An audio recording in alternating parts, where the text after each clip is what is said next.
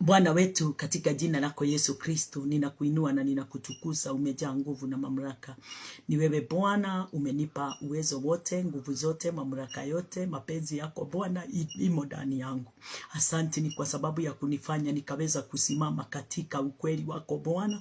Ukaweza kunifanya nikaweza kusimama katika pendo lako Jehova. Umenifanya Bwana Jehova Jire kama vile mfalme ulikusudia kutoka mwanzo. Umenisimamisha Bwana Jehova Jire mahali pale hakuna mtu awezaye kuniondoa. Umenipa Bwana Jehova Jire hekima Bwana mfalme wa ajabu, ufunuo wako Bwana mtakatifu na ukanipa neema ile Bwana Jehova Jire hakuna mtu awezaye kuitoa ndani yangu. Ni kwa sababu Bwana Jehova Jire wakati ule uliponichagua, ulinichagua na ukaniweka mahali pako Bwana Jehova Jire mkononi mwako mfalme. Vile neno linasema ya kwamba ati wale wote walio mkononi mwako hakuna mtu awezaye kuwatoa katika mkono wako Kristo na hata mkono wa Mungu. Mimi ni chombo chako Bwana Jehova Jire, kama vile watu hawa wanaonisikiliza walio chombo chako, kama vile Bwana walio nguvu mfalme wa ajabu zile walio na nguvu zile Bwana uliwatia ndani yao maishani mwao Bwana Jehova Jire. Umewabadilishia maisha, umewabadilishia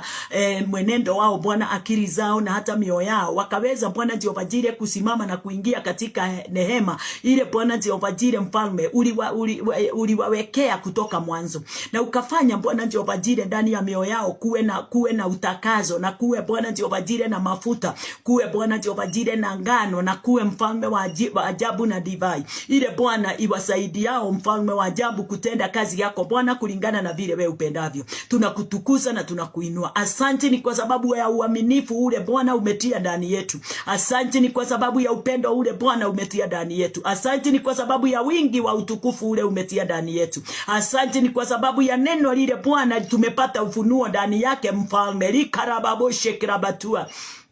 Nezete did I Father Jehovah glory my Savior desire my Lord. Liparity did I Father Jehovah grammatori mankanity did I kunti hindara babo zeketori masete did I farinda. Aminete did I Father Jehovah God my kuntaraba gandara babo zekoteri masete did I Father. Nimenyete wega mwathani we ni wewe ndo wakwa, nimenyete we mwega mwathani Ngai Baba we ni we thayo witu mwathani we ni we gikeno gitu Baba, na haria uri mwathani Ngai Baba niho maundu mothe mega moimaga Jehova Ngai wa matu-ini, ni tondu maundu mothe mega maumaga kanua-ini gaku, maundu mothe mega maumaga mwathani Ngai Baba Jesu mandiko-ini maku muthamaki. Amukira ngumo no gociro cine roro atuhe mwathani Ngai Baba tukinyanirie mwathani Ngai Baba wendo waku kuri ngoro cia andu aingi muthamaki, niguo ingi marutwo marima-ini maria menduma kuu gikuo-ini mwathani Ngai Baba Jesu watambue Bwana Jehova Jire mapenzi yako. Nikromasete didai Father Jehova God. Baba yangu na Mungu wangu nikutambua, nilitambua ya kwamba umeniita mfalme, umenichagua na umenituma niende Bwana Jehova Jire nikahakikishe wale wote walio katika giza wametoka gizani mwao,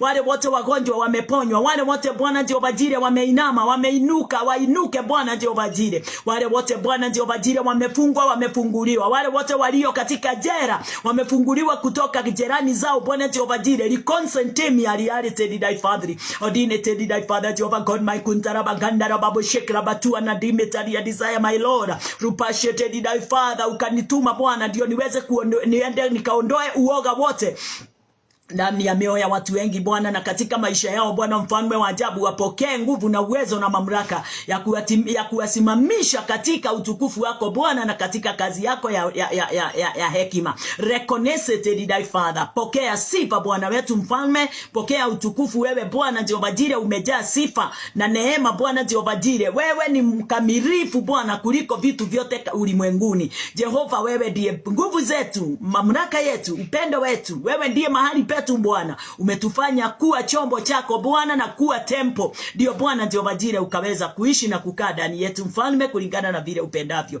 Nikio ndiugaga mwathani Ngai Baba urogocagwo ni irinde na ndurire ciothe, urokumagio mwathani Ngai Baba kundu guothe Jehova, ritwa rĩaku rĩa mũrĩa rigocagwo na rikumagio ni tondu we niwe Ngai uria wikaga maundu mothe. Nĩngwendete muthamaki Ngai wakwa o ta uria wanyendire mbere mwathani, nie ndio ikwendana niki niwe ubundithĩtie wendani Jehova Ngai wa matu-ini, ndio igukirĩrĩria gukirireria niki niwe ufundithitie gukirireria ndioyo ndiari umenyo mwathani na niwe uhetio menyo ndioi mwathani Ngai Baba Jesu mwathani kunyiha mwathani wakwa ndeciragia ni kunyiha mwiri no ngikora Baba kiugo giaku nikio gitunyihagia ona nikio gituma mwathani Ngai Baba Jesu twitwo akinyaniru na thingu mwathani Ngai Baba nehokeku undu-ini wa wira waku uria mwathani warutire ni wega Baba na ni wega ithe witu Jehova ni tondu wokaru waku na utugi waku na ni thiini wa ritwa ria Jesu Kristo Baba ni ndahoera andu aria othe marathikiriria ari othe mwathani mekuingira thutha wakwa kuma Jehova ndamahoera mwathani Ngai Baba ngoro yaku mwathi wakwa Jehova thiini wao Baba witu niguo matambure maundu maya mwathani wakwa Jehova na hitho nene iria mwathani uhithuritie thiini wa ngoro yakwa thiini wa ritwa ria Jesu Kristo Baba ni twahoera twacokia ngatho.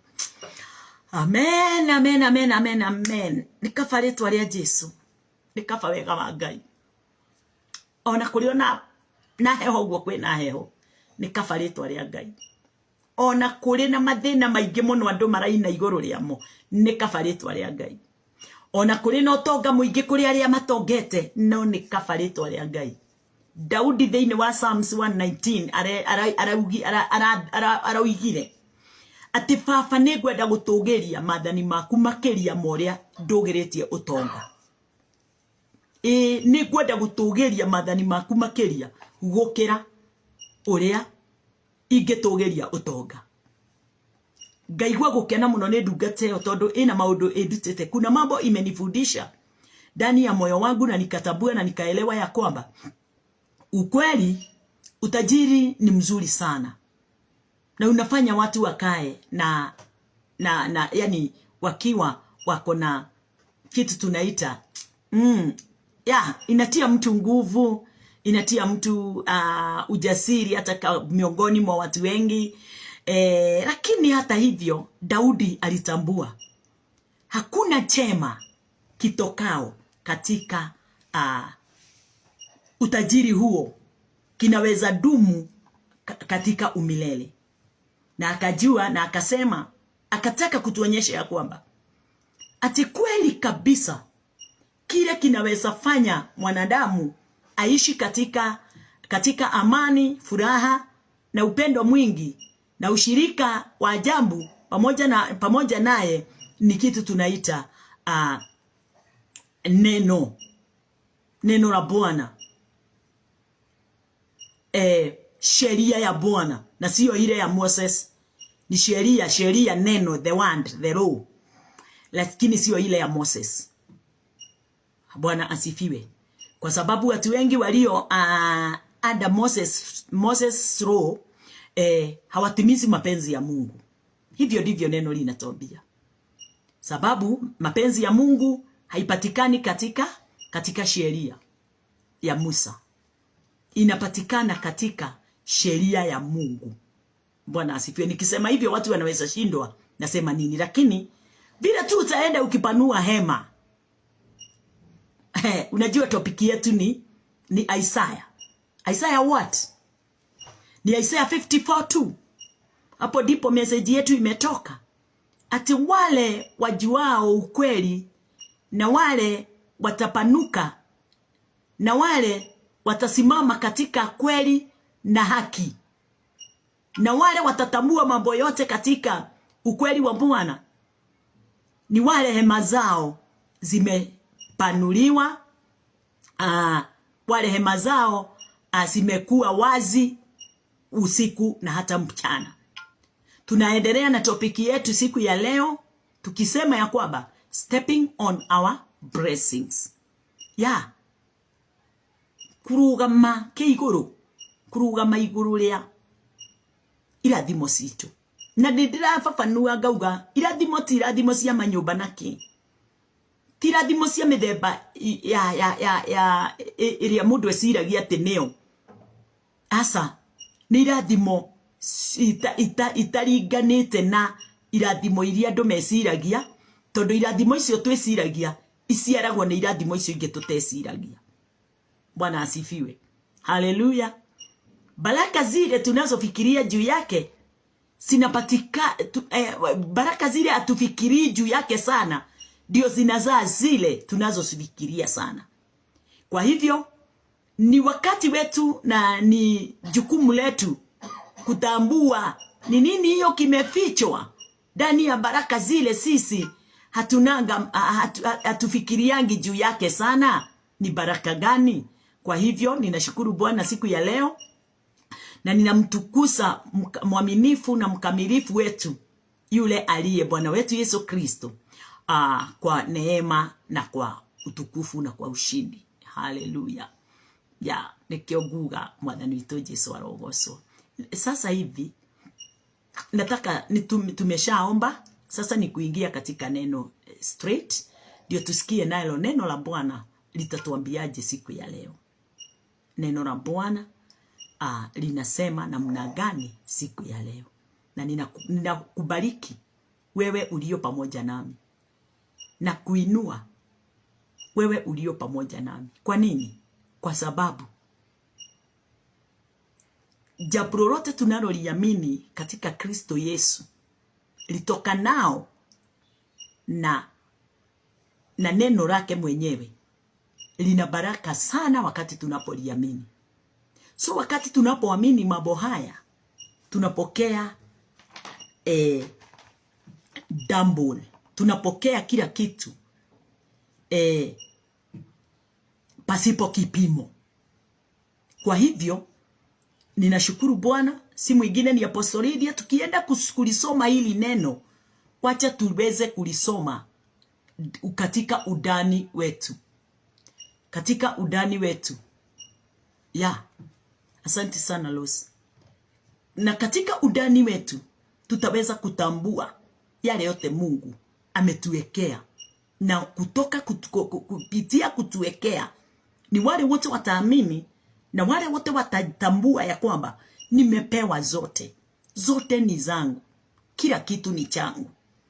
Tukitambua namna hiyo, ukweli ni kabisa ni ya kwamba tumepokea utakatifu, utukufu, neema na ushindi wake yeye aliye na nguvu. Leo nie ndiatagirira kwirwo ndi murathime, nie ni njui na ti irathimo cia besha. Nie ni njui ndi murathime na irathimo ciothe cia iguru. Nie ni njui ndi murathime na utonga wothe wa matu-ini plus utonga wothe wa thi, tondu mandiko maroiga twetikia kiria giothe tukwenda, twetikie thiini wa Kristo Jesu nitukiamukirite, tumekipokea. Bwana asifiwe. Nitasoma ule mstari ndio tuweze kuandamana tukiangalia mapenzi ya Bwana, kwa sababu ule mstari ninao fungua our topic nayo ni mstari uko hapa. Nitausoma tu Isaiah 54:2. Leo nitausoma. Jana ninajua sikutangulia nayo, lakini nilisoma sababu topic yetu inaambatana na Isaiah 54:2. Ninasema, enlarge the praise. Bwana asifiwe. Enlarge the praise of thy tent, and let them stretch forth the curtain of thine habitation. Spare not, lengthen thy cords, and strengthen thy stakes.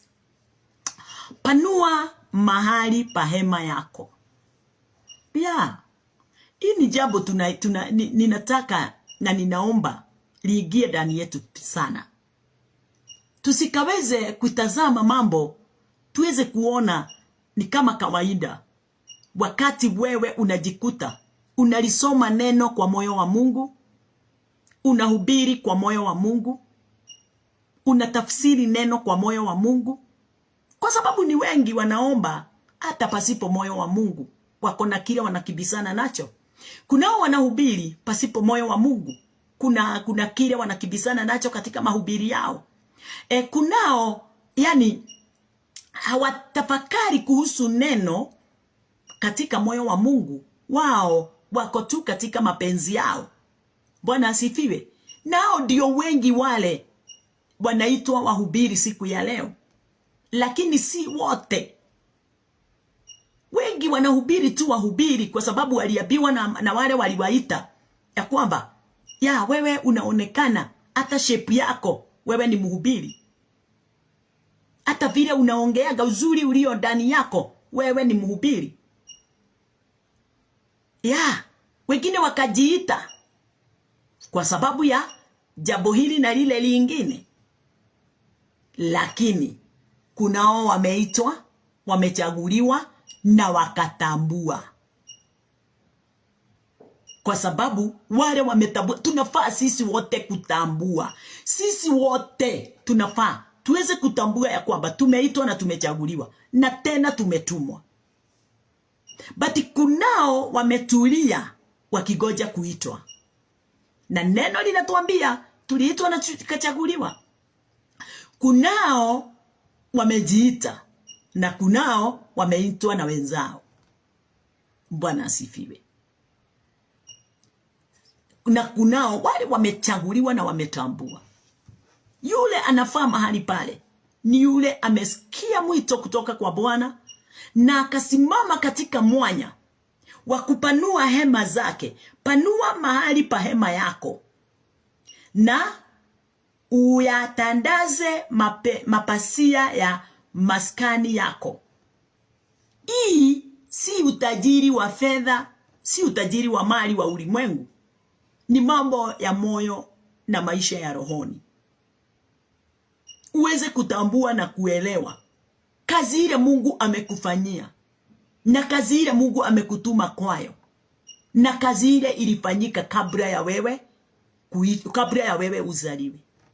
Nashukuru Baba yangu ati hema yako ya na uyatandaze mapasia ya maskani yako. Usiwakataze. Ongeza urefu wa kamba zako. Vikaze vikingi vya hema yako. Ya simama katika mwanya wa kutenda hii kazi ya Mungu kwa moyo wake. Wafungue watu wote wale waliofungwa. Wacha tusome ati katika kitabu ya Luke 4. Katika kitabu ya Luke 4 inasemaje? Luke mstari wa 4.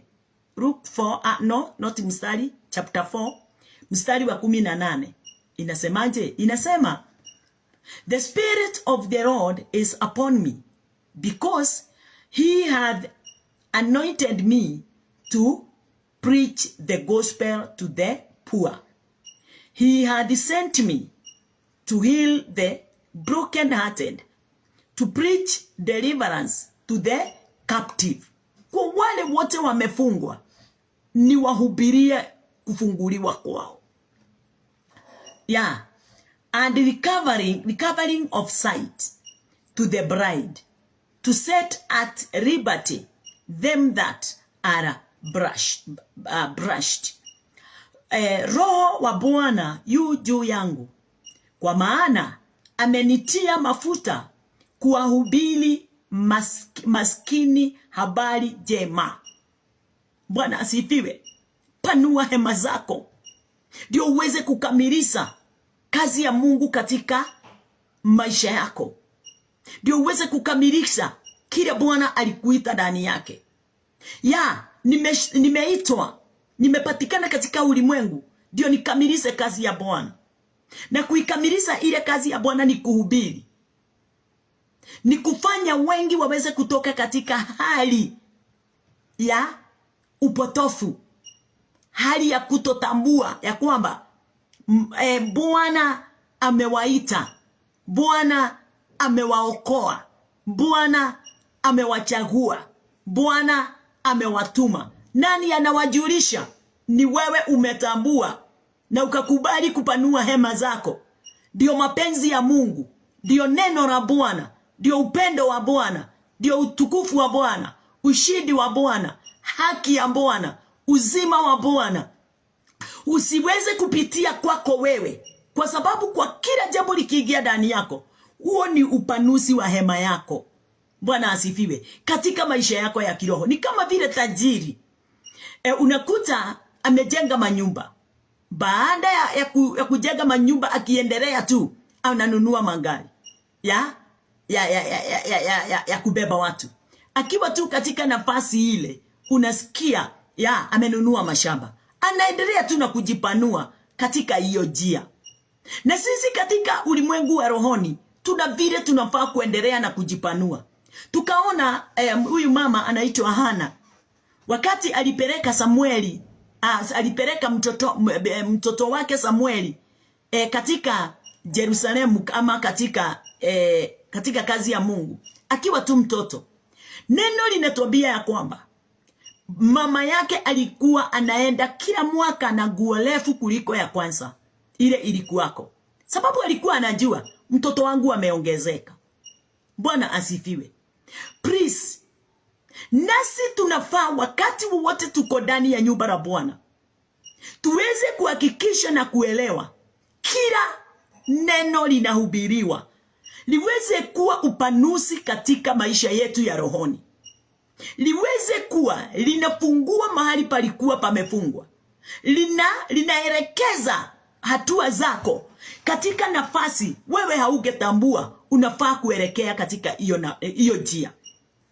Ni kwa sababu neno la Bwana ndiye nuru ya kumulikia hatua zetu. Bwana asifiwe. Mioyoni mwetu kuna hatua tunafaa kuzichukua wakati wowote tunapozisikia neno. Wakati wowote tunapolisoma neno. Wakati wowote tunapolisikiliza neno. Tusisikilize tu. Tukilichukulia tu mzaha for granted. Hapana. Wacha liweze kuwa tuna kitu tunahitaji kule ndani. Bwana asifiwe. Ni kama vile Daudi wakati Wafilisti walipokuwako akahitaji maji na akasema ninahitaji maji kwa katika ile kizima ya Wafilisti. Na ujue Wafilisti ndio Daudi alikuwa anapigana nao. Kulijitokeza watu wawili wakasema tutaenda. Yes. Na mahali pale wanaenda ni mahali pale Wafilisti maadui wao wamejipanga waweze kuwamaliza. Walikuwa katika vita. Na watu wale walichukua hatua na wakaingia katika ile katika hiyo nafasi hiyo ya ile kisima. Na wakachota maji pasipo kufanywa ubaya wowote na wale Wafilisti. Bwana asifiwe. Haleluya. Waliweka maisha yao katika kifo, katika uhatari. Lakini naye Mungu akawasaidia na wakaweza kutoka pale. Kwa sababu wameamua na wakaamini ya kwamba kile our master anahitaji kinafaa kiweze kuonekana na kupatikana. Na mimi nasemaje? Kazi ile Mungu anataka tuweze kufanya hapa ulimwenguni, haijalishi maadui wetu wamejipanga namna gani, eneo gani, wamejificha wapi. Ni wakati wa kusimama hata kama hawataki. Ni wakati wa kusimama hata kama mwili umegojeka hautaki kazi. Hata kama familia hainipendi, hainitaki. Hata kama nyumba yangu haijasimama, kuna ugomvi. Niweze kutambua na kuelewa. Hallelujah. My master nini anataka? Na anataka tu hiyo maji katika kizima cha Wafilisti. Na Wafilisti ndio walikuwa maadui wao. Na walikuwa wamesunguka hiyo system. Bwana asifiwe. Hallelujah. Siku ya leo, wakati ule Daudi alipelekewa ile maji, aliyatazama ile maji, akatazama wale wamemletea, akasema siwezi akatumia. Bwana asifiwe. Mtu wa Mungu, nataka kukuambia, usipokee neno la Bwana tu for granted. Usifikirie ya kwamba unahubiriwa ndio ufurahishwe. Ndio usifikirie unahubiriwa ndio uweze kupata mali, ama tu upate uponyaji, ama upate miujiza na maishara, ama uweze kuitwa mshirika mzuri na mwema katika kanisa. Hapana. Kuna lengo lile linafanya uweze kuhubiriwa. Mtumishi wa Bwana wakati wote anaposimama mbele yako ndiye akupe neno, hona yule mtumishi wa Bwana, hona lile neno analolihubiri, ndio liweze kuwa baraka, kwa sababu usipolihona halitakubariki. Bwana asifiwe. Na utasema mtumishi akubariki, but ni moyo wako uko tofauti, umeweka kuwa contrary, umeweka kuwa yani hauko katika mpangilio. Haleluya. Bwana asifiwe. Uko kinyume, contrary na mapenzi ya Mungu na neno la Mungu na mtumishi wa Mungu na kanisa. So hautabarikiwa, hautapokea neema ile imefichwa ndani ya lile neno. Neno linasemaje? Linasema mahali tunasoma katika kitabu ya Luke 4. Luke 4:18 inasema, nitasoma na Kiswahili. Roho wa Bwana yu juu yangu, kwa maana amenitia mafuta kuwahubiri maskini habari njema. Amenituma kuwatangazia wafungwa kufunguliwa kwao, na vipofu kupata kuona tena, kuwaacha huru waliosetwa. Na 19, wacha tusome 19. To preach the acceptable year of the Lord, na kutangaza mwaka wa Bwana uliokubaliwa. Bwana asifiwe. Mwaka wa Bwana uliokubaliwa. Huu ndio mwaka wa Bwana ule uliokubaliwa, sababu leo ndio tunajua mapenzi ya Mungu juu ya maisha yetu.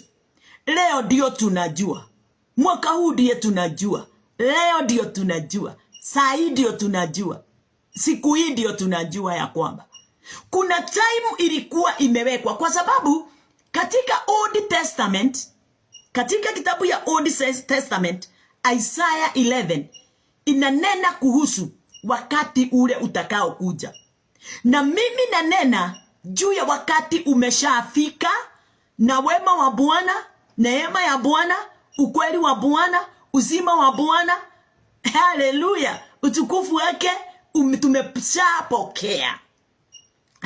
Nashukuru Bwana wangu Yesu Kristo. Ninakuona Susan umeandika pale. Kumbe ndio tunakosa kupokea wema juu ya kutotii watumia.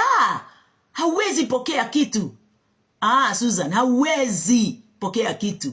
Wale wako mbele yetu, wale wanao walipeanwa mbele zako, ukikosa kuona, hauwezi pokea kutoka kwao. Wakati wowote utasikiliza lile neno, utalisikiliza kwa na kuwaona. Una mawazo yako inawatoanisha. Mawazo yako hakuna wakati utaconcentrate. Bwana asifiwe. Yesu alitimiza mapenzi ya Bwana sababu alimpenda babaye, na hakutaka kitu chochote kutoka kwa babaye kiweze kutoka katika kiweze kumpita. Haleluya. Mitume nao wakati walipokuja walifuata nyayo za Kristo, na wana Yesu alikuwa amewaambia, na muhubiri chochote kile nimemuhubiria, sitaki mwende mkaweza kuongeza wala kutoa. Wafundisheni yoyote yale nimewafundisha. Hiyo ni Matthew 28. Bwana asifiwe. Kwa hivyo wakati Paulo naye alikuja nyuma ya mitume, naye alihubiri kulingana na yale maandiko imeyanena. Bwana asifiwe. Kwa hivyo wakati wowote tunafanya kinyume na viongozi wetu, tunafanya kutoridhisha mioyo ya watu wengi kutokana na mafundisho na mahubiri ya kweli katika Bwana. Sababu mahubiri ya kweli na mafundisho ya kweli ni yale yatokao katika neno la Bwana, kwa sababu lile neno ndiye yeye mwenyewe. Wakati tunapolihubiri kulingana na vile lilivyo, ni yeye mwenyewe tunamuhubiri, ni yeye mwenyewe tunamtia ndani ya mioyo ya watu. Na wakati anapoingia ndani ya mioyo ya watu, anawaokoa, anawafungua macho. anafanya waweze kuelewa wakati umefika wa kupokea neema, wakati umefika wa kuitwa wana wa Mungu, wakati umefika wa kupokea uzima wa milele. Wakati ndio huu, sababu tayari Kristo ameshafika katika ulimwengu na akatimiza yale yote alikuwa anafaa kuyatimiza kwa kuamini Baba yake na kufuata maagizo ya Baba yake. Haleluya, Bwana asifiwe. Kwa hivyo tumesoma huo mstari wa Luke 4. Na nitairudia tena. Na nitairudia na Kiswahili. Ati Roho wa Bwana yu juu yangu, kwa maana amenitia mafuta kuwahubiri maskini habari njema. Maskini ni nani? Maskini si mtu yule amekosa mali. Maskini si yule ako na shida ya fedha, wala hana chakula, wala amezaliwa katika familia yenye haina kitu. Hapana, huyo sio maskini. Huyo ni tajiri mkubwa sana, but hajielewi. Yeye ndiye anajiita maskini. Maskini ni nani? Maskini ni yule mtu amezaliwa, haleluya, akakosa kutambua kazi ile ilifanyika ndio aweze kuzaliwa, ndio aweze kuingia katika ulimwengu.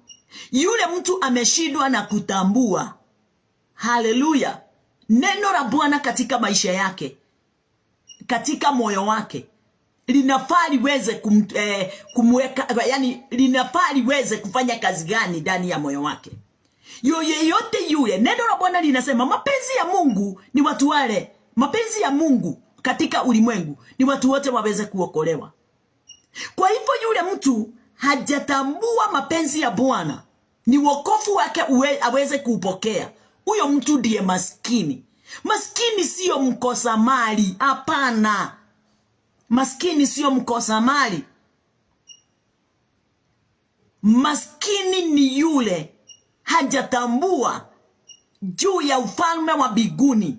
Neno linatuambia tafuteni ufalme wa mbinguni na haki yake kwanza. Hapo ndipo utaitwa nini? Utaitwa tajiri wa rohoni. Wakati utatambua juu ya ufalme wa mbinguni na haki yake. Na ufalme wa mbinguni ni nini? Ufalme wa mbinguni ni Kristo Yesu mwenyewe. Yeye ndiye mfalme. Yeye ndiye kingdom. Na yeye kingdom, sisi nasi twaishi ndani yake, ndani ya hiyo kingdom. Tunaishi ndani ya hiyo kingdom of God. Hallelujah. Bwana asifiwe. Kwa hivyo mtu yeyote yule ametambua mambo ya ufalme wa mbinguni, yuna mwana ndani yake, yuna Kristo ndani yake. Na huyo ndiye tajiri, sababu neno linatuambia kwamba tumebarikiwa na baraka zote za rohoni. Na zile baraka zote ate ndani ya Kristo Yesu. Zile baraka zote za rohoni, nani amezibeba? Ni mwana wa Mungu, Kristo Yesu, yule tumempokea. So, wakati tumempokea, tumepokea baraka za kila aina, baraka zote ndani yetu, maisha yetu. Haleluya, Bwana asifiwe. Ni neema ya Bwana inatusaidia kutambua siri ndani ya neno la Bwana. Pasipo kutambua hiyo siri, mtu atakaa katika kujiona, kujiongoza, kujitafakari, kujihisi, kujitambua kwa njia isiyofaa kulingana na mapenzi ya Bwana. Na huyo mtu ni nani? Huyo mtu ndiye amekubali kupanua nini? Kupanua hema yake.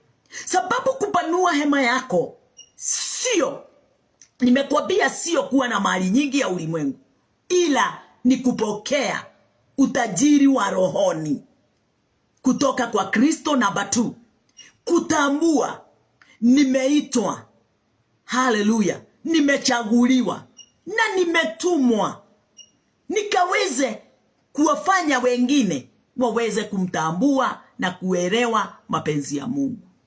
Haleluya. Huyo ndiye mwenye utajiri. Huyo ndiye anapanua hema kulingana na mapenzi ya Bwana. Tukiangalia neno pamoja na wewe, wacha tuangalie katika kitabu ya Isaya. Katika kitabu ya Isaya 11, Isaya 11.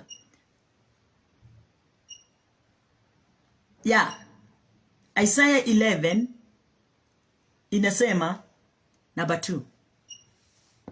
Inasema, and the spirit of the Lord shall rest upon him, the spirit of wisdom and understanding, the spirit of counsel and might, the spirit of knowledge and of the fear of the Lord. Ati na Roho wa Bwana atakaa juu yake. Ilikuwa inanena kuhusu, hii ilikuwa inamtafsiri Christ, yule atakaye kuja afanye watu wote waweze kuwa wana, awaokoe, awatoe katika kifo, awafanye watu wa Mungu, watoto wa Mungu. Sasa neno linasema ya kwamba, na ujue kuna kitu moja mimi hakuna mtu anaweza nibadilisha kwake. Ati kama nimempokea Yesu Kristo, na yeye ndiye Mungu ananena juu yake, ati amempa the spirit of wisdom, the spirit of understanding, the spirit of counsel, and might, hallelujah, the spirit of knowledge and of the fear of the Lord.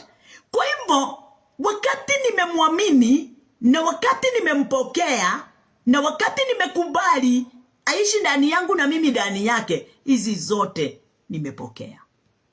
Kwa hivyo wakati huu ninaongea, ndani yangu, ati Kiswahili inasema, na Roho ya Bwana atakaa juu yake. Juu ya nani?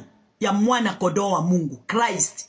Atakuja akiwa na uwezo wote, nguvu zote, mamlaka yote, hekima ya Bwana asifiwe. Atakuja na zote. Alafu anakuja afanye nini? Anakuja atuokoe katika madhara yote iliyo ulimwenguni. Number 2, aweze kutufanya wana wa Mungu. Number 3, tuweze kufanyika wenye ufalme wa Mungu. Bwana asifiwe. Na tuweze kufanyika warithi pamoja naye. Nini tunarithi? Mimi najua ya kwamba siku ya leo narithi hekima kutoka kwake, narithi ufahamu kutoka kwake, narithi shauri na uwezo na uweza kutoka kwake, narithi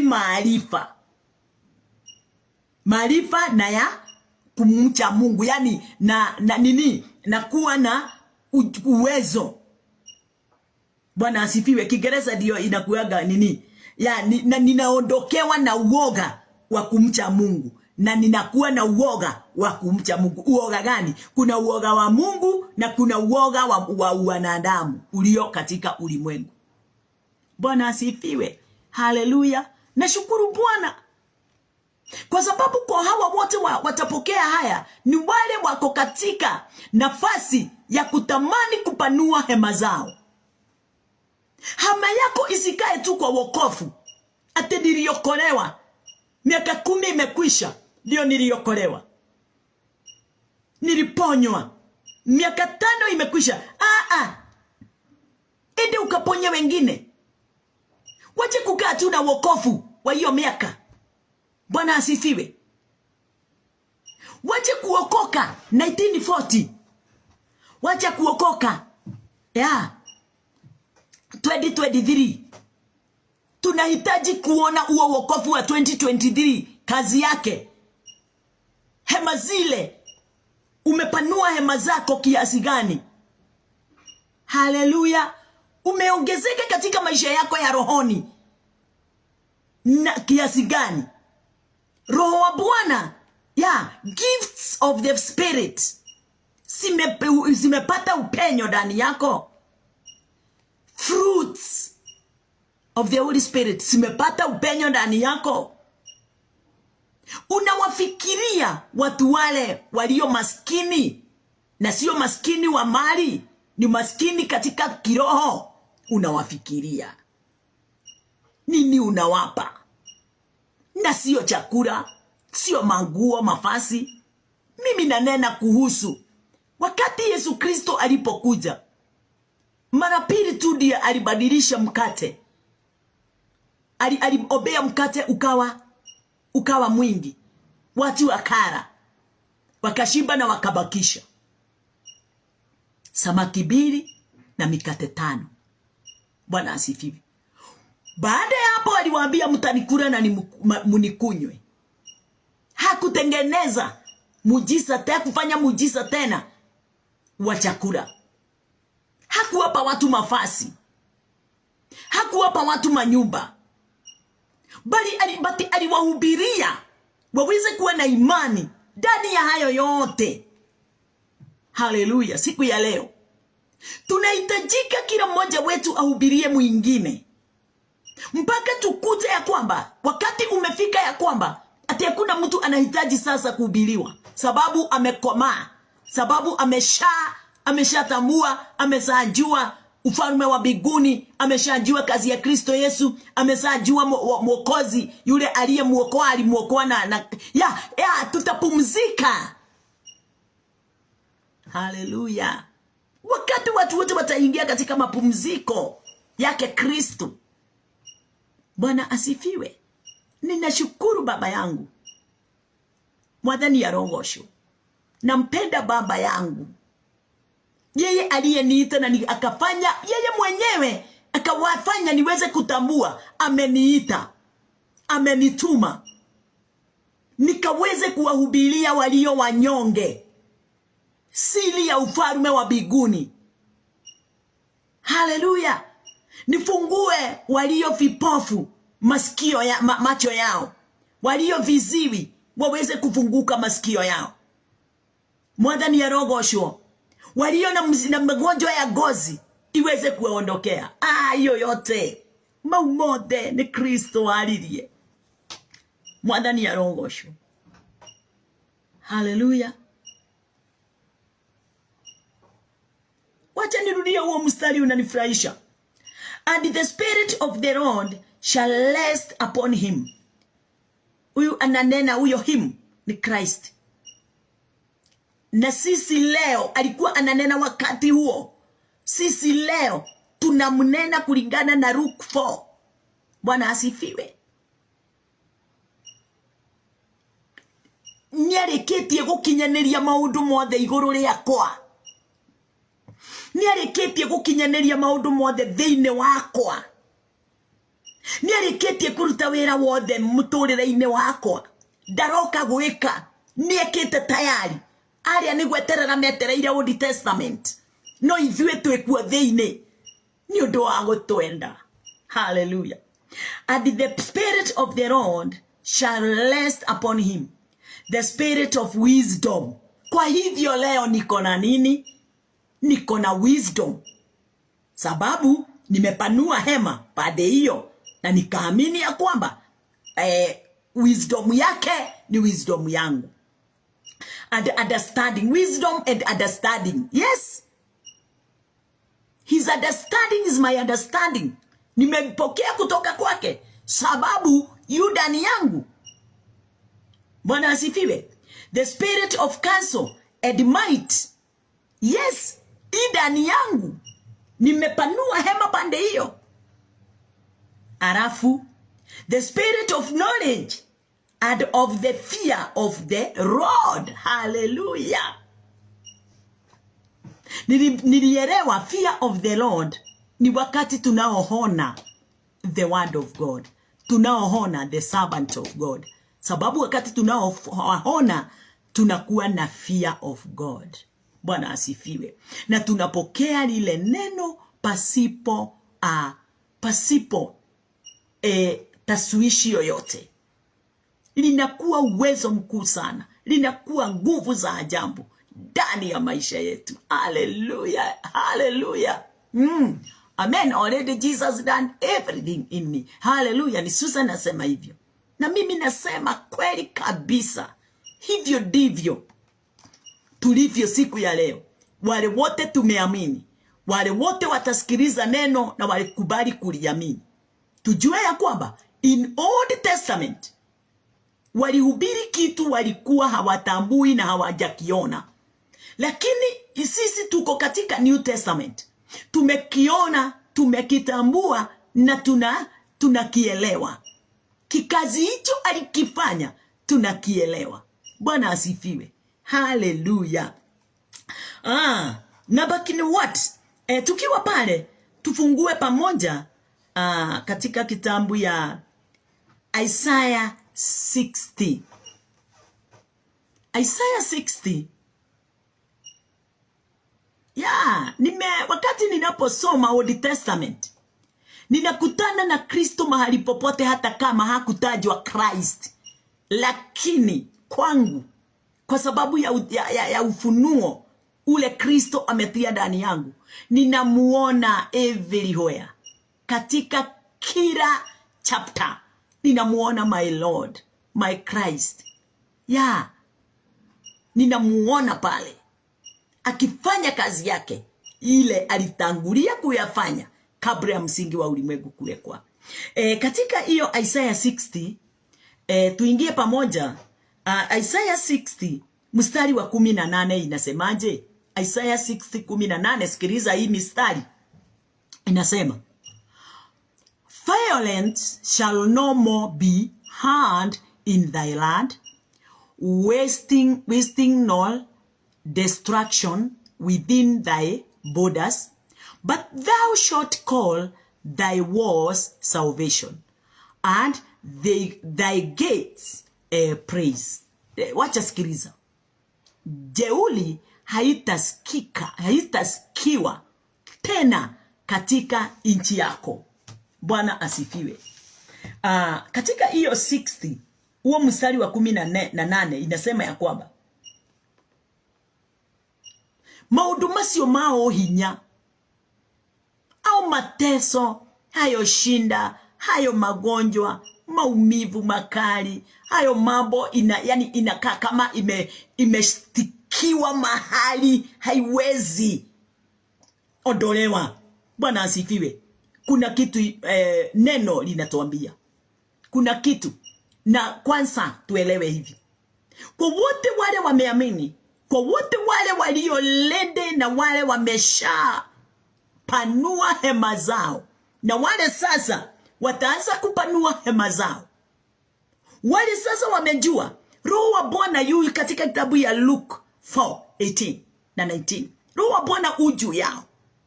Hale, Bwana asifiwe. Wale wanajua Isaiah 11:2 inafanya kazi ndani yao. Hao watu katika hili neno ni msaada mkubwa sana, msaada wa ajabu katika maisha yao. Kwa nini? Sababu hii ni njia ingine ya kujua hema yangu sasa tena, haleluya, imepanuka kwa njia ingine. Mateso niliyokuwa nayo, hali zilizonikuwa zimenisunguka, dhambi nilikuwa ninasungukana nayo usiku na mchana, haleluya, haitasikika kamwe katika maisha yangu. Bwana asifiwe. Ndirakwira uguo ndina wira, tondu kwi maundu ndari thiini wa mo riria itamenyete hitho yo thamaki wa Ngai. Hindi riria itamenyete ati Roho wa Ngai ona ti iguru riakwa thiini wakwa, Kristo thiini wakwa. Hindi riria ndeciragia ari iguru riakwa, hindi riria ndeciragia ni gukokaga agacoka agathie, tondu andu aingi ona umuthi mari hau ati Roho wa Ngai ni gukokaga agacoka agathie, ugacoka stadi ugathie ukamugira ukamwira shuka Roho wa Bwana. Hapana, hao wote wako tu katika eneo za Old Testament.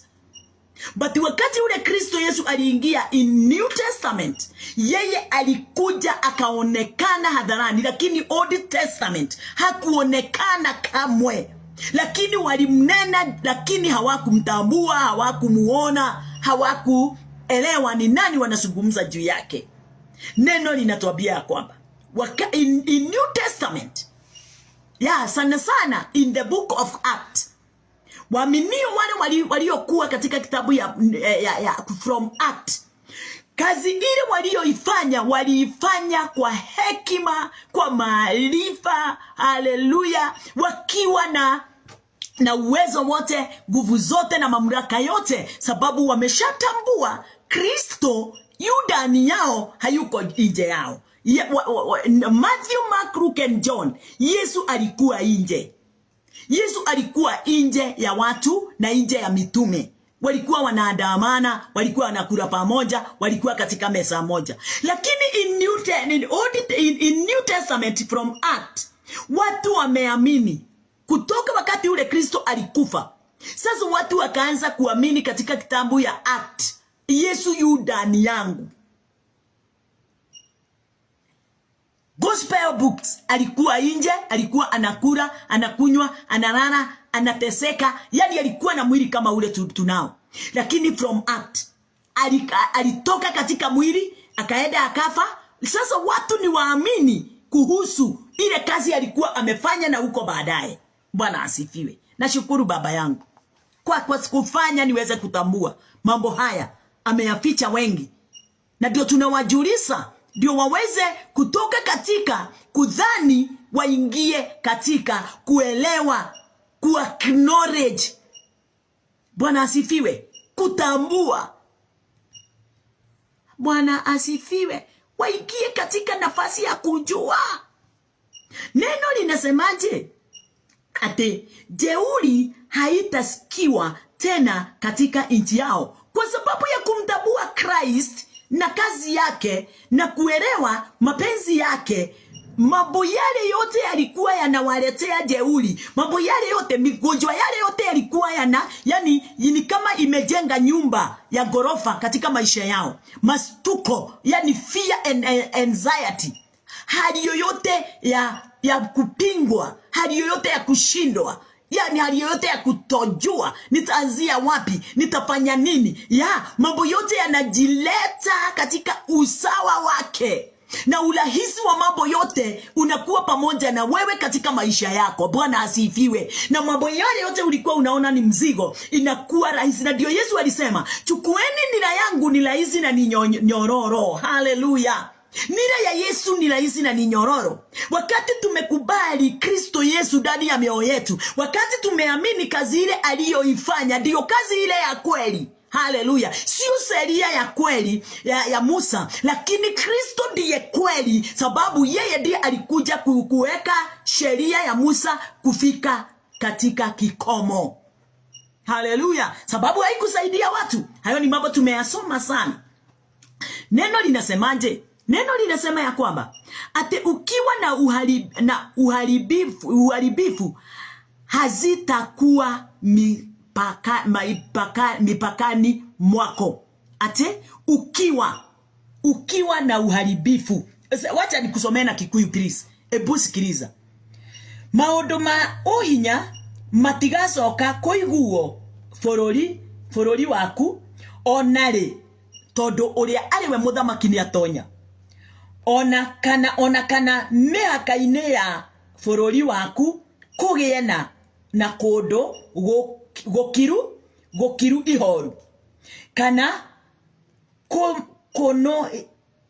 kunuhitwo, no riri thingo ciaku ugacitua uhonokio na thingo ciaku usitue rugoco. Kristo akiwa ndani yako, amani. Neno la Bwana likiingia katika nafasi yake, katika ukamilifu wote, amani hakuna atakaye iondoa ndani yako. Uzima utakuwa kikao chako. Wokovu utakuwa nafasi yako. Kuta zako zote sitakuwa ni wokovu wako. Haleluya.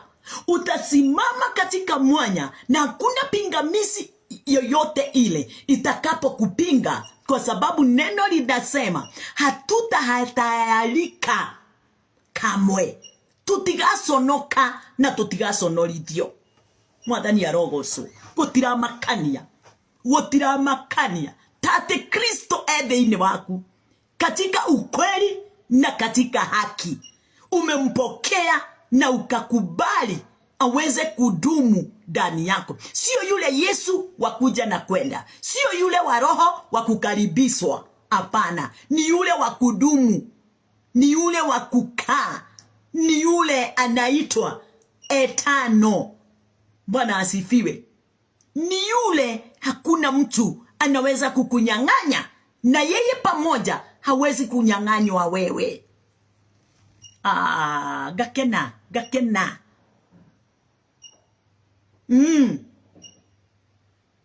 Ni ndairekirie kuigererwo guoko. Na ti goko the ndaigereirwo. Ajigereire itare ndaciarwo.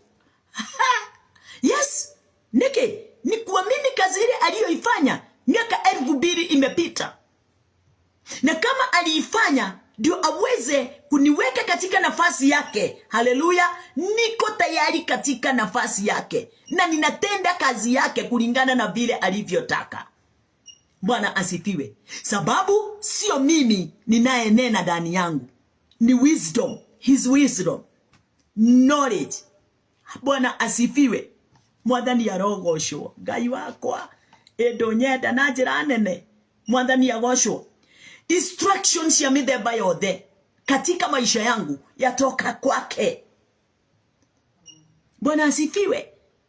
Wakati ninapoinama kuomba, siombi vile ninataka. Ninaomba mwongozo wa Roho Mtakatifu. Siombi kile nimekosa.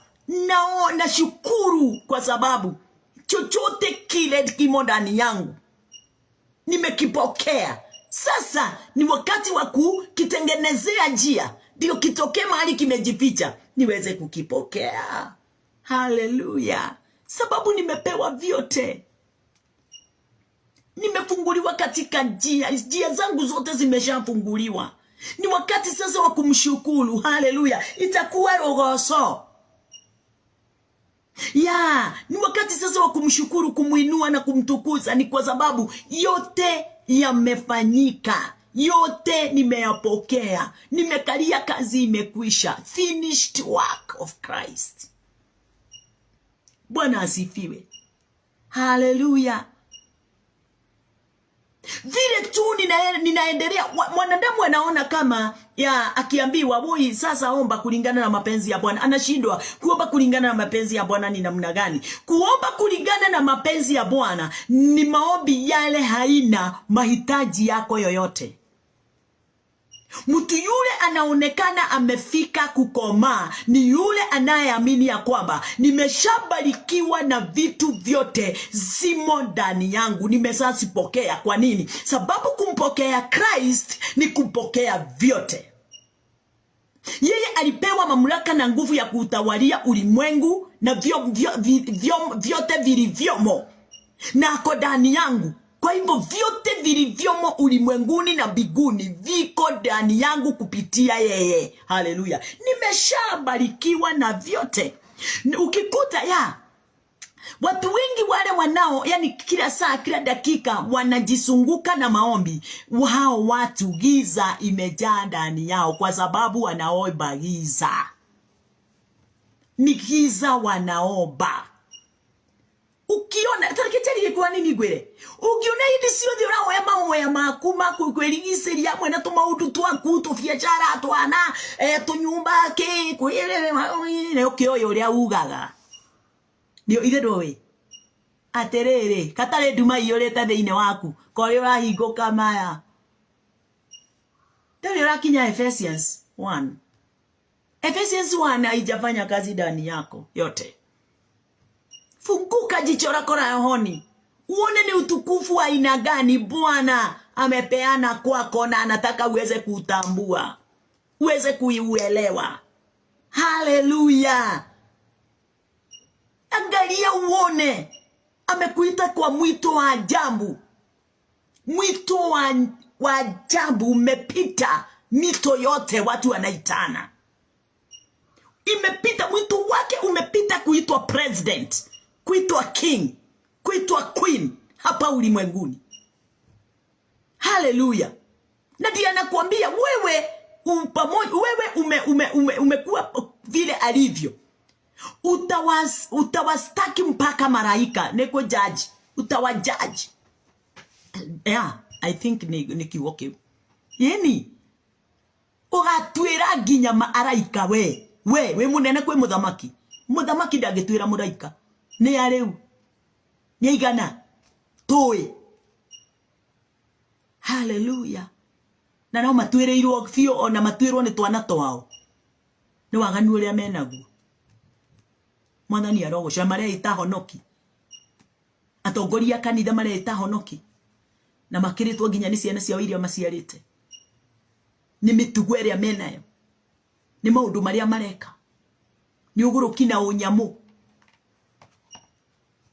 Hallelujah. Tuangalie neno, yani tukiangalia hiyo 18, Isaiah 60:18 tumeiona na tukaona ya kwamba inasema ya kwamba ati jeuri haitasikiwa tena katika nchi yako. Ukiwa na uharibifu haizitakuwa mipakani mwako, bali utaziita kuta zako wokovu na malango yako sifa. Number 19. Hallelujah. Ninashukuru Bwana. Then dhikiriya number 19. Sikiliza please. The sun shall be no more thy right. Hautategemea mwanga wa jua wala wa stima wala wa stars. Hakuna mwanga wowote wa ulimwengu utautegemea. Kwa nini? Sababu jicho lako la rohoni limefunguliwa. Na nikio Paulo aliombea kanisa wa Efeso. Watu wale wameokolewa wafungulie macho yao ya rohoni. Waone vyema, waone bali, waone ufalme wa Mungu kulingana na vile ulivyo. Hallelujah. Na ndio leo tunahubiri. Kwa sababu kuna jicho limefunguliwa. Halikuwa limefunguliwa wakati tulikuwa katika dini. Wakati tulikuwa tumetegemea wokovu wetu. Wakati tulikuwa tumetegemea mambo yale tulikuwa tunayaombea, tunayangoja yakuje yatimie. Wakati tulikuwa tunakufa moyo tukifufuka. Wakati tulikuwa tunafikiria ya kwamba vile tunafanya ndio No. The sun shall be no more thy right by the day, neither for the brightness shall the moon give light into thee, but the Lord shall be unto thee an everlasting light, an everlasting light, an everlasting light. Hallelujah. Gakena. Yeah. And thy God thy glory. Ate jua halitakuwa nuru yako tena wakati wa mchana. Ni uraigua jua. Huyu ni mtu amepanua hema, amepita mipaka. Sasa yeye hafikirii kama mtu aliye ulimwenguni. Amepita mipaka sasa. Anafikiri kama vile Mungu anavyofikiri. Anafikiri kama vile Christ anavyofikiri. Bwana asifiwe. Anatenda kulingana na mapenzi ya Mungu na ya Roho na ya Kristo, kulingana na vile Mungu alivyo. Sababu walikuwa na macho na hawakuona. Walikuwa na masikio na hawakusikia. Haleluya. Walikuwa na miguu lakini haikuwabeba iwapeleke mahali pale panapofaa. Iliwapeleka tu katika giza. Haleluya. Lakini wote wale walioamini walianza kupanua hema zao. Walikubali kuongezeka katika maisha yao ya rohoni. Walikubali kuongezeka katika hali zao za kumtukuza Bwana, hata kama walikuwa katika mateso. Hata hawakuangalia mateso wanayoipitia. Hawakuangalia magonjwa ilikuwa inaowafinya. Hawakuangalia familia zimewakataa. Hawakuangalia hawana mavazi. Hawakuangalia hawana chakula. Hawakuangalia nyumba zao zinafungwa. Walitazama tu msalabani, wakatazama Kristo Yesu na wakakubali Kristo Yesu aweze kuingia ndani yao na wao ndani yake. Wakakubali kuwa the temple, the house, hallelujah, of God. Wakampatia nafasi ya kufanyia kazi ndani yao. Huyo ndio yule mtu amepanua hema zake. Amefunguka masikio yake ya rohoni. amefunguka macho yake. Hategemei mwanga wa stima, hategemei mwanga wa jua, hategemei mwanga wa moon usiku, hategemei stars siweze kumpa nuru. Bwana asifiwe. Alielewa na akatambua hata kama giza ni totoro, mimi najua ndani yangu niko na jicho la kuona mbali, niko na jicho linatambua yote yaliyo gizani. Haleluya, niko na nuru ndani yangu. Na nitakusomea saa hii katika kitabu ya Revelation and thy God thy glory. Kiswahili inasema jua halitakuwa nuru yako tena wakati wa mchana, hautaitegemea, wala mwezi hautakuwa nuru kwa mwangaza wake, bali Bwana atakuwa nuru ya milele kwako, na Mungu wako atakuwa utukufu wako. Wacha tuangalie katika kitabu ya Revelation, alafu tutarudi hapo Isaiah 60. Sijamalizana nayo. Katika kitabu ya Revelation 21:23, Revelation 21:23, mwanga wa uzima wangu ni Christ. Nuru ya uzima wangu ni Christ. Inasema, and the city had no need of the sun. Mimi sihitaji jua ate ndio nijue kumekucha. Kwangu hakuna giza. Ni kama Christ. Yule hahitaji nuru ya mwanga, yule hahitaji mwanga wowote uweze kummulikia. Yeye mwenyewe ndiye mwanga kamili. Asa sio mwanga, nuru kamili. Yeye mwenyewe. Neno linasemaje? And the city had no need of the sun, neither of the moon to shine in it, for the glory of God did lighten it, and the Lamb is the light thereof.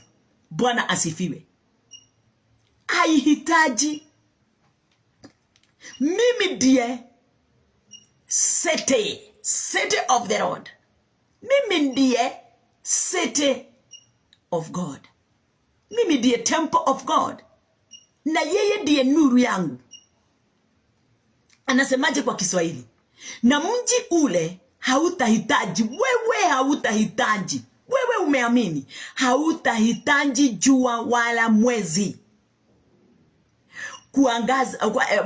kuangaza, kwa maana utukufu wa Mungu hutia nuru, na taa yake ni mwana kondoo. Ne waigua itaigwe wega tareke gucokerere. Wacha nikurudirie kidogo, nitakurudiria hapa chini. Inasema ati kwa maana utukufu wa Mungu hutia nuru. Utukufu wa Mungu hutia nuru. Ebu sikiliza hapo pengine. Na taa yake ni mwana kondoo. Yesu Kristo akiwa ndani yako, yeye ndiye nuru. Yeye ndiye taa. Yeye ndiye nuru ya ulimwengu. Yesu Mungu akasema katika Genesis 1:3, na kuwe na light, na kuwe na nuru, na nuru ikawa. Katika John 1, yes, nuru ndiye Christ, ndiye alikuwa nuru ya ulimwengu. My dear, ndiye kifatara riwale yake. Na ti uhoro wa oja, ti uhoro wa naja, ni uhoro wa nathini. Turaria iguru riagu. Tunaongea juu ya mpanuko wa udani. Panua hema zako, sio nje, ni ndani. Fungua sikio lako la ndani. Fungua jicho lako la ndani. Kubali moyo wako upokee, mdomo wako unene mambo ya asili kutoka kwa Bwana. Haleluya, Bwana asifiwe. Twajua mtu amepanua hema ajulikana kwa yale yanayotoka ndani yake. Hema yake iko namna gani? hema yake inamna gani? Haleluya. Turudi katika Isaiah 60 na tutarudi katika Revelation tena. Isaiah 60. Isaiah 60 mstari wa 20. Isaiah 60:20. Nafikiria tumesoma 19, sasa tuko 20. Yeah, 20. Thy son shall no more go down, neither shall thy moon withdraw itself. For the Lord shall be thine everlasting light, and the day of thy mourning shall be ended. Yesu akasema, mtu aendapo wakati wa nuru, wakati kuna nuru, hajikwai. Na wewe wakati wote Kristo aliyo ndani yako, anatako ndani yako, hakuna wakati utajikwaa. Sababu yeye anakuongoza. Hata kama hali zilikuwa baya namna gani, nuru yake ya kuongoza njiani kamili, unapitia katikati. Maadui wanaona nuru hiyo, wanaondoka. Ati magonjwa ikienda kuingia ndani yako, kuingia tu hivi, inasema tumekosea njia. Ni wapi huku? Inauliza ni wapi huku, ikipiga duru, ikitoka. Wakati watu watakumulika hivi na maneno zao, usiogope kamwe. Sababu kama uko katika the right path, watu wakikumulika, wakumulike namna gani? Ya, watasikia wakiwa na furaha na amani, but yes, watakuja kutambua nani wewe walikuwa wana point. Bwana asifiwe. Ni wakati wangu na wakati wako wa kuelewa na kutambua na kujua. Haleluya. Wewe uko ndani ya nuru. Kristo ndiye nuru yako. Kristo ndiye nguvu zako. Kristo ndiye hekima yako. Kristo ndiye knowledge kwako. Ndiye wisdom kwako. Ndiye understanding kwako. Hallelujah. Hakuna kitu the revelation. Chochote uhitajicho ki ndani yako. Magonjwa iwe makali namna gani? Mateso ndani ya nyumba yako iwe makali namna gani? Umaskini wa kifedha ama wa kimaisha uwe mkali namna gani? My dear, kwanza usiyatazame. Tazama, panua hema zako kupitia neno lake. Na hayo yote wakati hiyo nuru itaingia ndani yako. Nuru inaitwa the word of God. Wakati itakapoingia ndani yako, hizo zote zinakufanya uweze kupiga duru. Hizo zote zinakufanya ukose kupata mwelekeo. Hayo yote yamesimama, inakuuliza Mungu wako wako wapi? Yatapiga duru yakiondoka. 21 tusome. Kiswahili inasema hiyo ya 20. Jua lako halitashuka tena,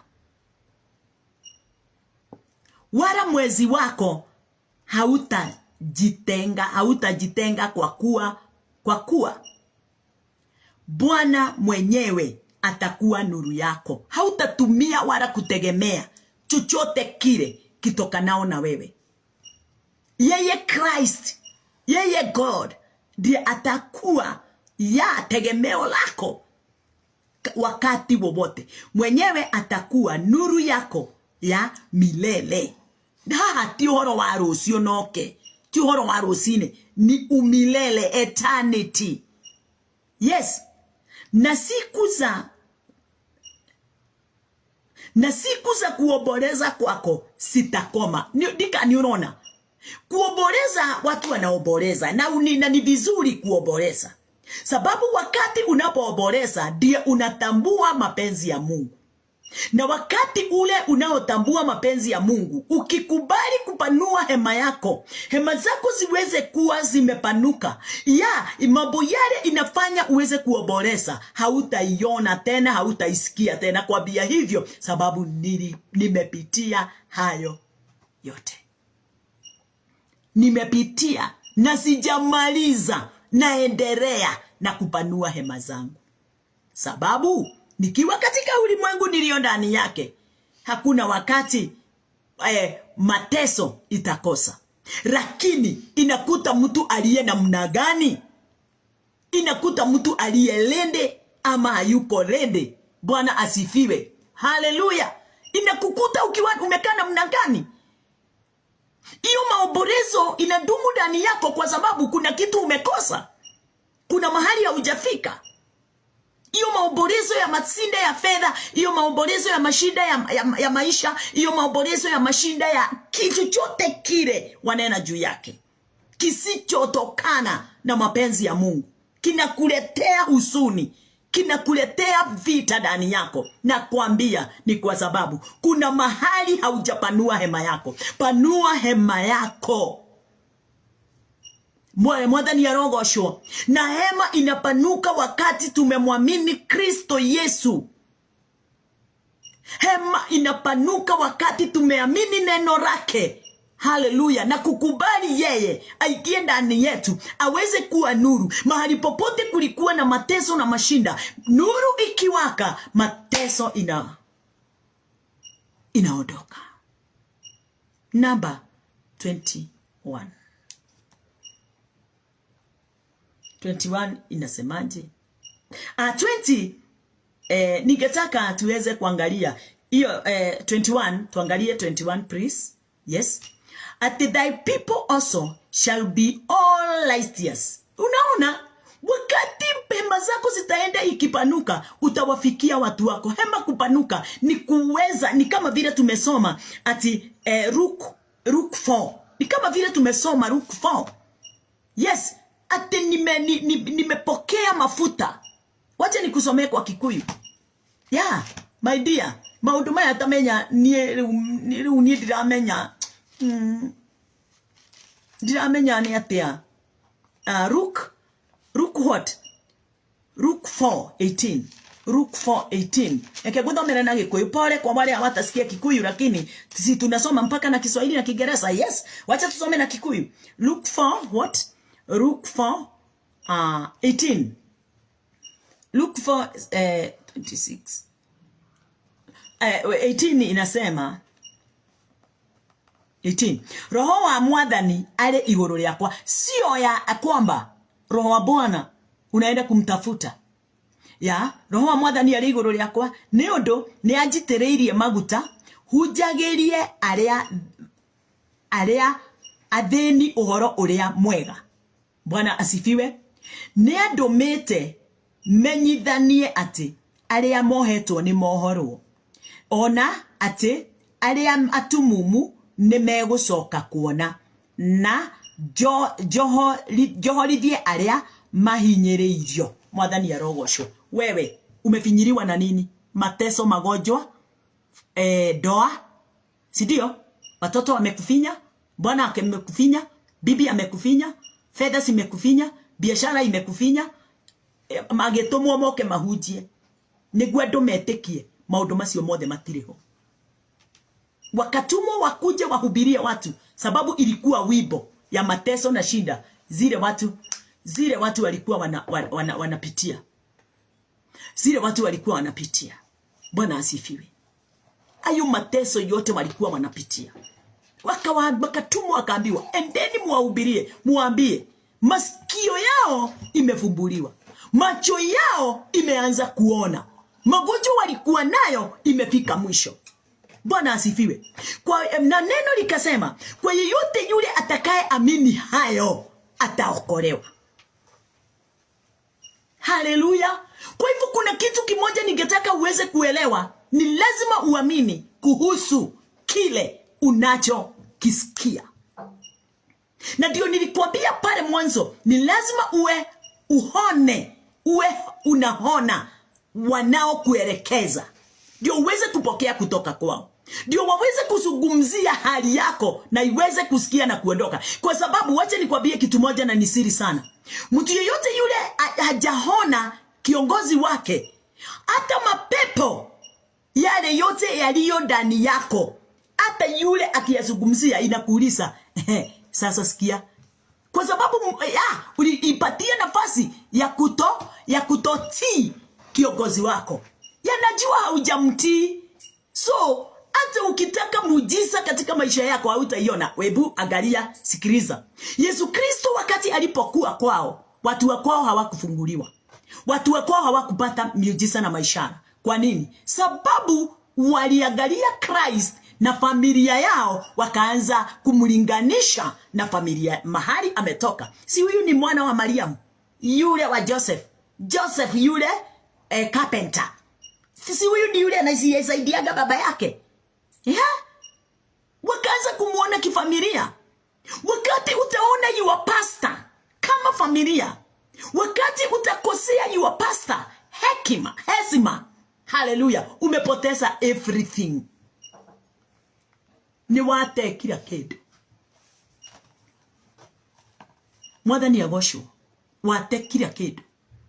Tondu gutire kindu gigoka kuriwe kirugame. Kuigua ni uri iguaga, no ti muiguire wa gutukwa roho. Sio kwa kusikia kwa sikio la roho. Kuona no kuona, lakini si kuona kwa jicho la roho. Moyo wako utafikiria, utadhani umepokea, lakini hautakuwa umepokea. Unadhani tu una ufalme wa mbinguni kwa sababu unajua maandiko, lakini kujua kwako maandiko hakuja kuambia umeupokea ufalme wa mbinguni.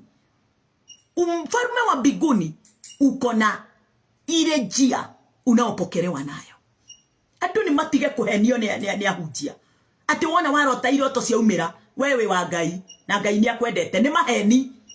Watu waache kudanganywa na wahubiri wengine na manabii wengine wanaoharibu kazi ya Mungu, wakiambia watu ya kwamba ti kwa sababu wewe ni mfuasi mzuri sana wa hii kanisa, wewe Mungu ako pamoja nawe. Hapana, ni mwizi na uko nje kanisani anakuja kujificha.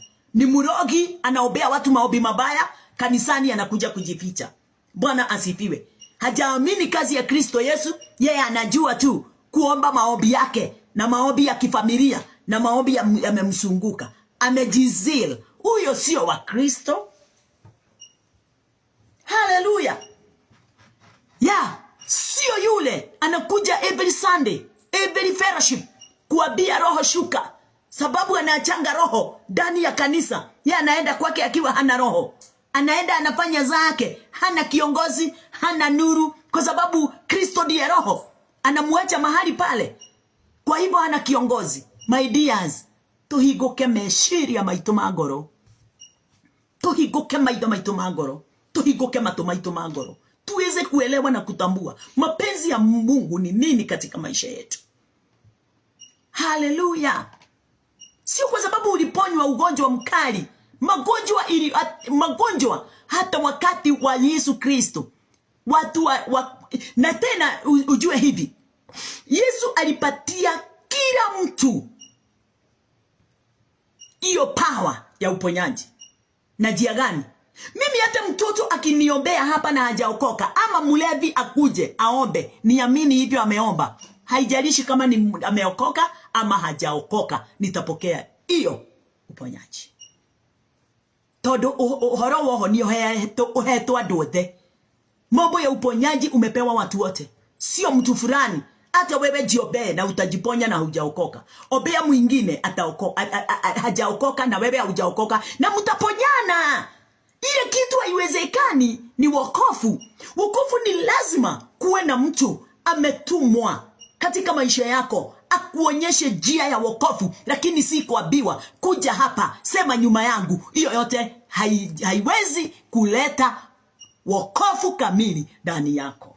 Kuna njia ya kufundishwa vile watu wanafaa kuokolewa, ndio from there uanze kupanua hema zako katika njia zile Mungu anapohitaji uweze kusipanua nayo. Na hakuna mtu anaweza kuokolewa kama ati ameokolewa alafu kesho yake akuje aombewe roho. Hapana, kama haujapokea roho wakati ulikuwa unapookoka, haujaokoka, kwa sababu roho ndio ziru ya kuonyesha umeokolewa, na roho anafaa umpokee wakati umeokoka, immediately ukiokoka.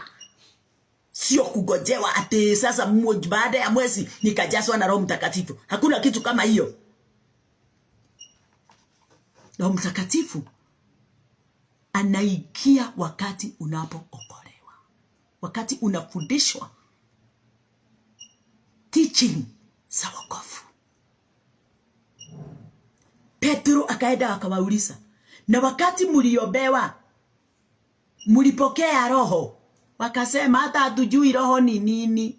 Kile tulipokea tu ni ubatizo ule wa Yohana wa maji.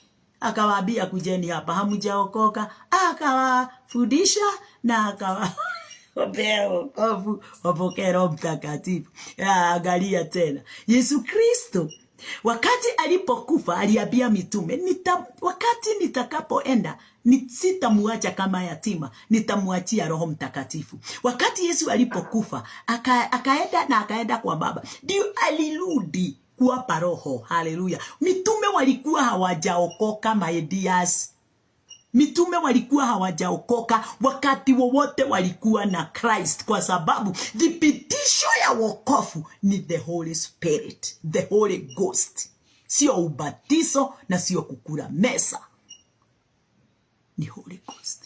Yule walipewa katika kitabu ya Acts. Kutoka hapo ndio waliongea na lugha mpya, ndio yani hapo ndipo waliokoka. Hedeni wengine kuonio monagio wera maria kawaida. Na Jesu akimera na maudu maingĩ ndire ndiramwĩra no nĩ mukamamenya thutha Roho Mũtheru amũikũrũkĩra. Nĩguo nĩ ingĩtinda ngĩmwĩra maũndũ macio mũtingĩmanyita, koguo nĩ amenyaga andũ aya matirĩ mahonoka, koguo nĩ ingĩmarĩria na ndĩmere maũndũ ma hitho matingĩmamenya, no nĩ mukamamenya rĩrĩa Roho Mũtheru agoka thĩinĩ wanyu. Hallelujah. Mwathani arogocwo. Mũndũ wa Ngai, we wetereire Roho oke aguteithie. Wetaga Roho muthenya oke aguteithie. Unamuita kila siku aje akusaidie, unamuita kila siku aje akuongoze, wa haujaokoka. Ate unamuita Roho sa wakati wote ama Kristo ate kuja uniponye, haujaokoka. Kuokolewa ni ya kwamba ni kuamini umepokea vyote vilivyofichwa silini kabla ya wewe kusaliwa. Horo uyu ni urabatara uheanwo ni andu aria mohigireire thiini wagu, niguo andu mahonokio mathie iguru, tutige gutumwo kwambararagia simba ati riu giki kiimba ke iguru. Ni magutire kiimba kiragwo gitina thi iguru, no andu mamenye iguru niku. Watu watambue biguni ni wapi. Hallelujah. Kama hautatambua biguni ni wapi, utakuwa katika madaganyo ya ndani ya wokovu wako. Na kuonyesha ya kwamba haujatambua Kristo, Mungu na Roho. Kiswahili ya hiyo 21 inasema, watu wako nao watakuwa wenye haki wote. Unasikia, wokovu wako utafanya watu wengi. Kupanua hema kwako utafikia watu wengi sana. Ya? Na hapo ndipo utafikia mpaka watoto wako, watu wale walevi ndani ya familia, watu wale wasioamini, watu wale maraya, waizi, wakorofi, wauaji. Utawaweza kuabukisha wokovu kamili na waweze kuwa wakamilifu katika wokovu wa Bwana. Alafu nao watairithi nchi milele. Kuirithi nchi milele, usifikirie ni kurithi ulimwengu. Hapana, watarithi nchi milele, watarithi ufalme wa mbinguni milele, watapokea uzima wa milele katika Kristo, sababu umewaelekeza katika ile njia inayofaa. nao wamesimama katika wokovu kamili, na ule wokovu umeanza kazi ndani yao. Wameanza kupanua hema, nao wanataka kufikia wengine. Ndio nao wajiulize ukweli ulio ndani ya maandiko. Wacha vile walikuwa wanasikia. Haleluya. Ate chipukizi nililolipanda mimi mwenyewe, chipukizi nililolipanda mimi mwenyewe, kazi ya mikono yangu mwenyewe, ili mimi nitukuzwe. Ebu nikusomee na Kikuyu, hakuna haja ya kusema ati tujisubue hapa. Turetubura niki? Reke nguhingurire Gikuyu tuigue hau he handu ingienda uigue kaundu ke hau 60 ya andu a Ngai. Oyo ni mwega we muri oi hai ni mutamu. 21 inasema ati onao andu aku othe nimagakoragwo mari athingu, nao nimakagaya thi yanyu etuike yao. Ni the itu etuike yao. Thamaki wa iguru uria wi thiini witu tuike thamaki wao. Jesu uria wi thiini witu atuike Jesu wao. Roho mweru uria wi thiini witu tuike roho wao mweru. Utugi wa Jehova uria wi thiini witu tuike utugi wao. Ni uraigua tithi awe oresiria etuike yao, etuike thi yao tene na tene, na matuike ta mari thuna iria handite. Ucio ni Ngai uroiga. Makere wira wa moko makwa nie mwene, nigetha ngocagwo. Reke ngwire, tunafanyika kuwa kazi ya mikono ya Kristo Yesu ama ya Mungu wakati gani? Wakati tumeokolewa kikamilifu na tukatambua kazi ya Kristo. Hema sikaanza kufunika wengi. Hema inakuwa pana. Vile tu tunaenda tukipanua hema, tunawafikia wengi. Tutafanya Mungu aweze kushukuliwa, kuinuliwa, kubarikiwa, kuibiwa wimbo wa utukufu na mioyo ya watu wengi. Revelation, asa reke tuthome 22 alafu tuthome Revelation. Ati a little one shall become 1,000, and a small one a strong nation. In the Lord will hasten it in his time.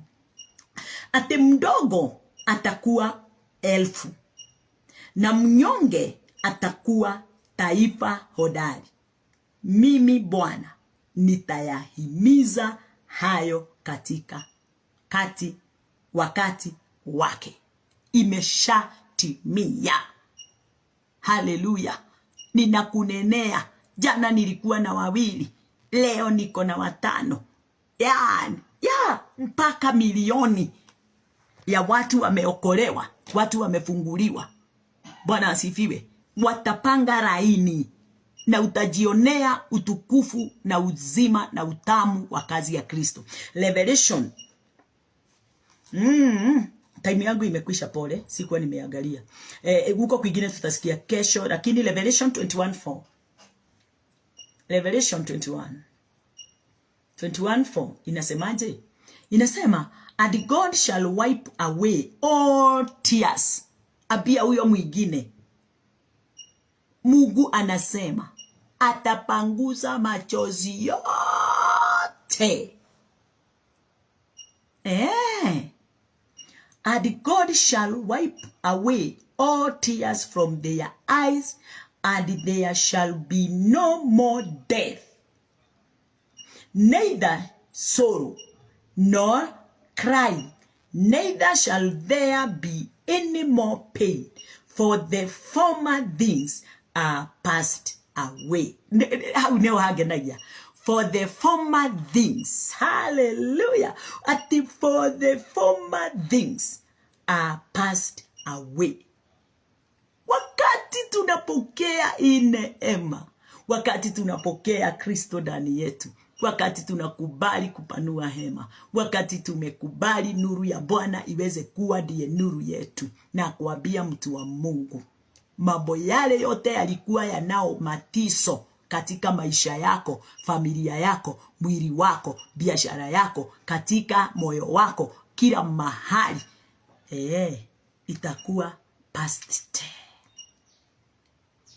Kiswahili, chozi naye atakufata, atafuta kila chozi katika macho yao, wala sauti haitakuwapo tena, wala maombolezo, wala kilio, wala maumivu hayatakuwapo tena, kwa kuwa mambo ya kwanza imekwisha kupita.